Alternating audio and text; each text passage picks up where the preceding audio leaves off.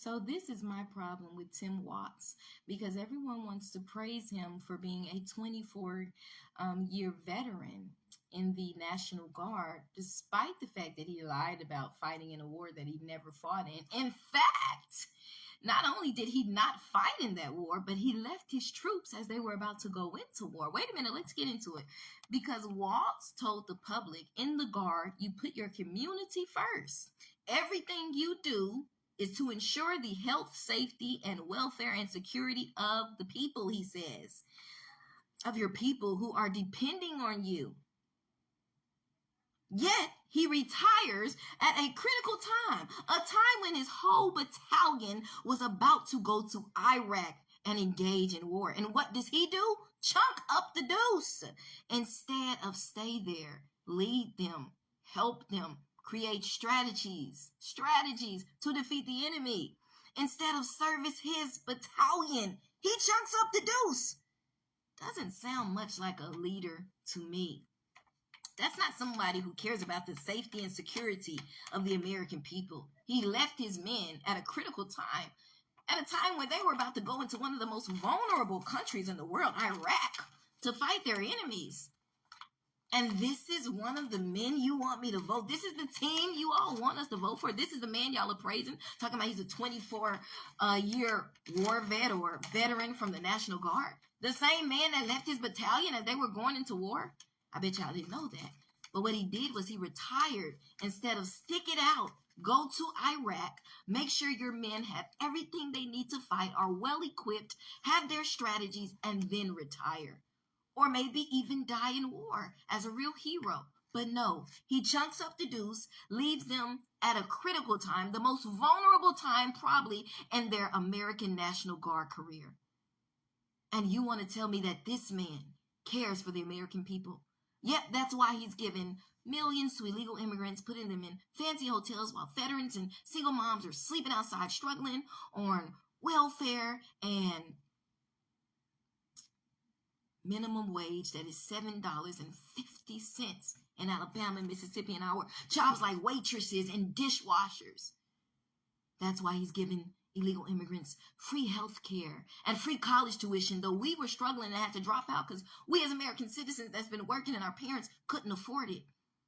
This is why he's putting illegal immigrants before Americans, because he couldn't even fight for his battalion and stick around for them to at least ensure that they were safe and come out of Iraq before he retired. He left them hanging, just like he left the American homeless veteran hanging on the street when he gave the millions of dollars to the illegal immigrants instead.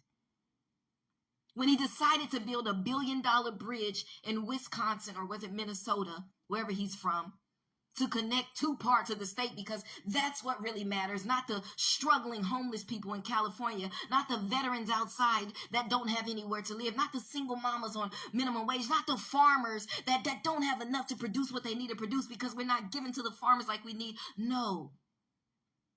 He's not equipped enough to even take care of his soldiers at a critical point in their career when they're about to go to war and engage in Iraq. He couldn't stand and stick around as chief commander in the National Guard to guard his battalion. He dipped out on them, just like he dipped out on the American people and gave our hard-earned working tax money to illegals.